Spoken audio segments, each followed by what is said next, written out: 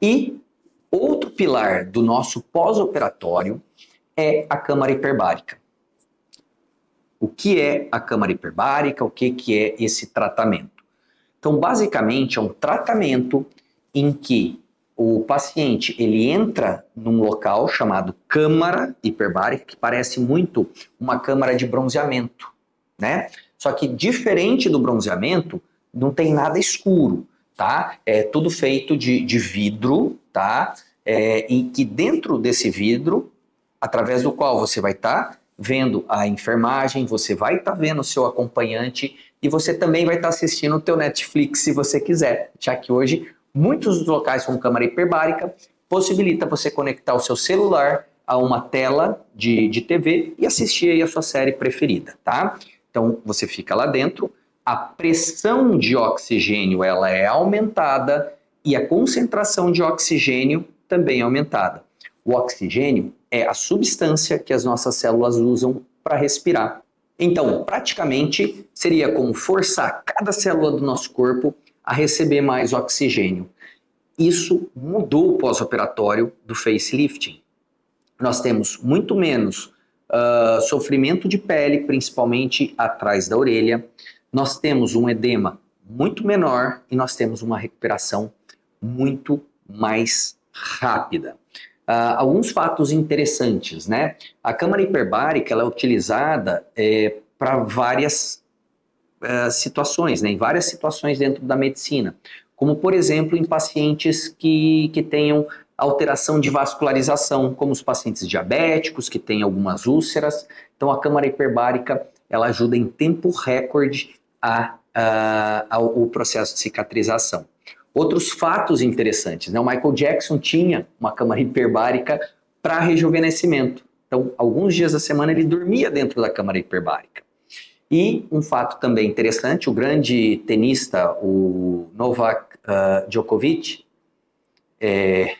ele tem uma câmara hiperbárica para ser utilizada após treinos intensos e para se recuperar de alguns jogos, né? Principalmente os jogos aí de Grand Slam, que ele é muito exigido.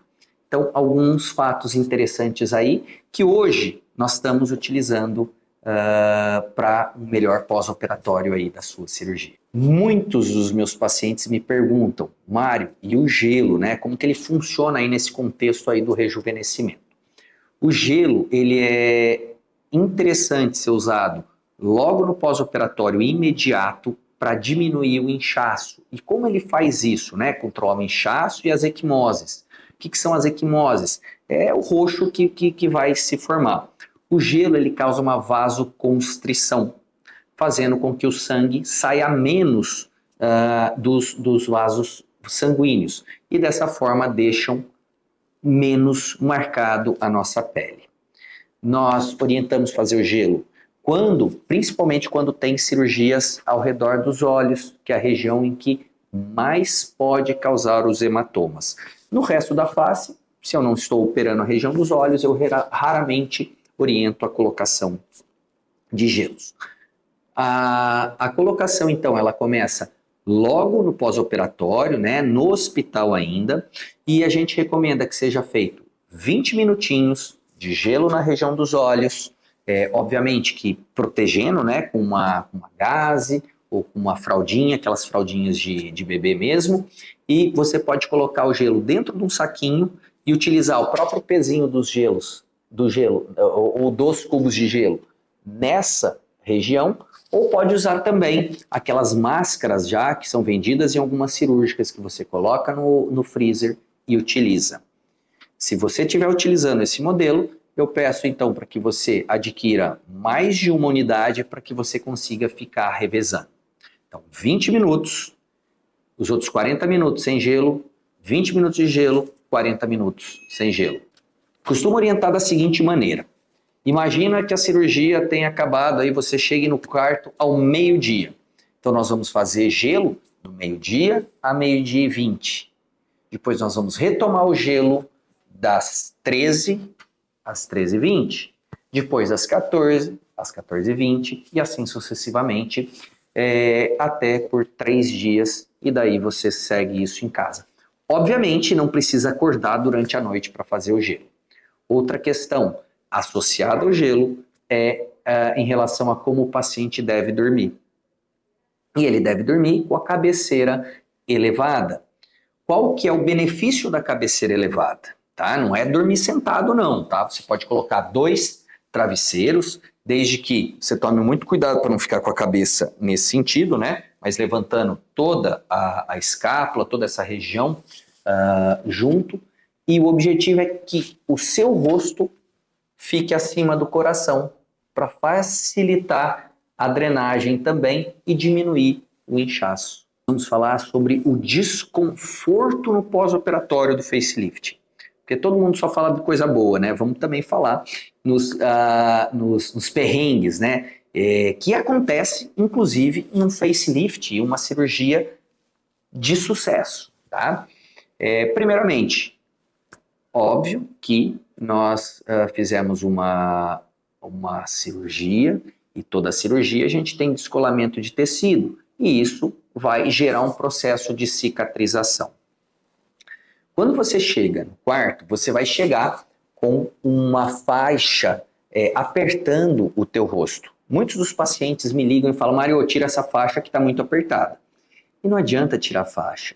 Esse aperto que vocês vão sentir, principalmente nos 2 primeiros dias, tá? É um aperto da nossa própria sutura em região do pescoço, deixando o pescoço mais definido, e também nessa região de suspensão da face. Isso vai causar uma cinta nessa região que pode realmente apertar um pouquinho o seu pescoço e causar um desconforto principalmente nos 2 primeiros dias.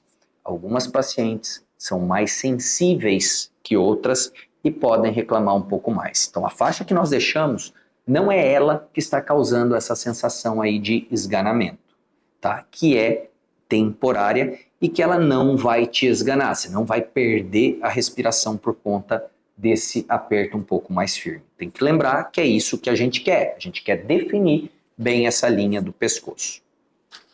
Outro desconforto que vocês podem passar, o inchaço. O inchaço, ele depende também de como está sendo o pós-operatório e também depende das características de cada paciente. Nós temos alguns pacientes que incham com mais facilidade, especialmente mulheres. E dentro do grupo das mulheres, nós temos aquelas que variam mais de inchaço. Isso a própria paciente sabe. Ela sabe que ela é uma pessoa que sempre incha mais durante a menstruação, sempre foi uma pessoa com edema maior na região de tornozelos. Então, essas pacientes vão tender a edemaciar um pouquinho mais. E quando você edemacia, é óbvio que você vai transferir essa pressão para a região do rosto, tá? E isso pode gerar algum desconforto. Óbvio que vocês vão receber medicações analgésicas para tirar dor, para melhorar esse desconforto. O que também pode ajudar esse desconforto é o nosso próprio dreno que nós deixamos, a câmara hiperbárica e também a drenagem linfática.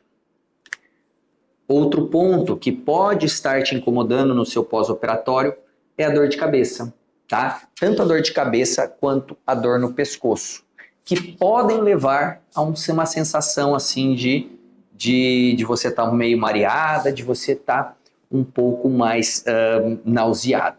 Como que isso acontece? Primeiramente, existe aquela dor causada pelas suturas que a gente faz em alguns pacientes, dependendo de onde nós precisamos trazer a região, principalmente a região superior da face, a gente vai ancorar em alguns pontos, tá? Em que nós temos uma rigidez muito grande.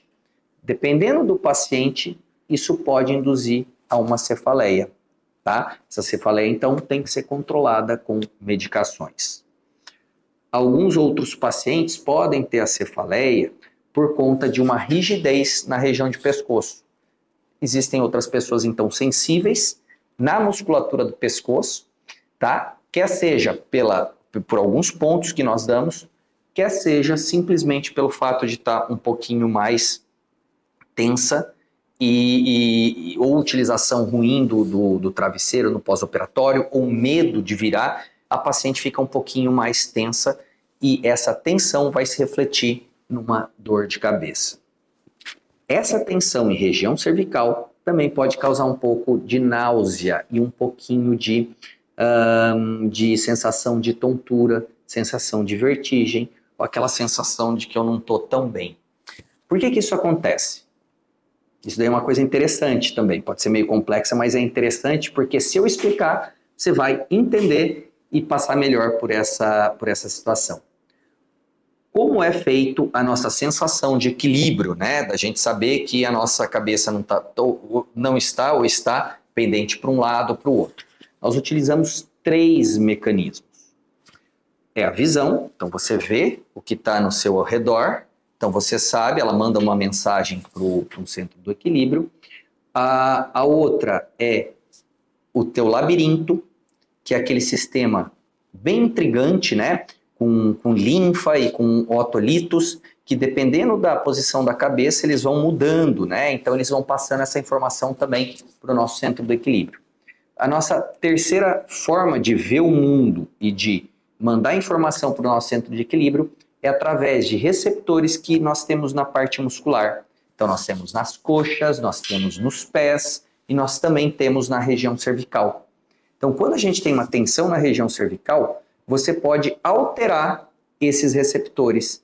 Então esses receptores vão passar uma informação errada lá para o nosso centro de equilíbrio e sempre que um desses 3 fatores, visão, labirinto ou a parte muscular, né, que a gente chama de propriocepção, ela manda informação, desconecta, o nosso centro do equilíbrio começa a entrar meio em pane e tentar procurar o que aconteceu. E aí a gente tem a sensação da vertigem.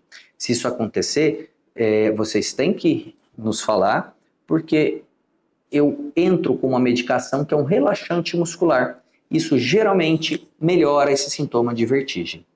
Espero que essas informações tenham sido úteis para você.